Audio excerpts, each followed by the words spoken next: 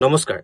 জুবিন গাৰ্গ কালি দিনটোত বাক্সালৈ গৈছিল। বাক্সাৰ মুছলপুৰত তেখেতৰ এক সংগীতানুষ্ঠান আছিল আৰু অজস্ৰজন শ্ৰোতা তেখেতৰ গান শুনিবৰ বাবে ৰখি আছিল। গান গাই থকাৰ মাজতে জুবিন গাৰ্গে এক বিশেষ মন্তব্য কৰা শুনা পোৱা গৈছে, যি মন্তব্যই বৰ্তমান সময়ত সামাজিক মাধ্যমত বিশেষভাৱে চৰ্চা লাভ কৰিছে।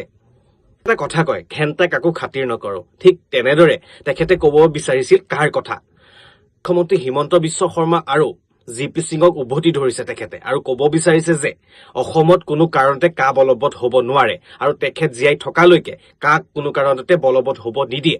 আৰু এই ক্ষেত্ৰত অসমৰ সচেতন ৰাইজক ওলাই আহিবৰ বাবে তেখেতে আহ্বান জনাইছে। আৰু এটা কথা কৈছে যে ৰাইজৰ অবিহনে কোনো মন্ত্ৰী বিধায়ক হ'ব নোৱাৰে। গতিকে ৰাইজক সজাগ হ'ব আহ্বান জনাইছে আৰু ভোটনিধিৰ বিৰুদ্ধে ভোট বৰ্জনৰ কাৰ্যসূচী গ্ৰহণ কৰিবৰ বাবে তেখেতে অনুৰোধ জনাইছে।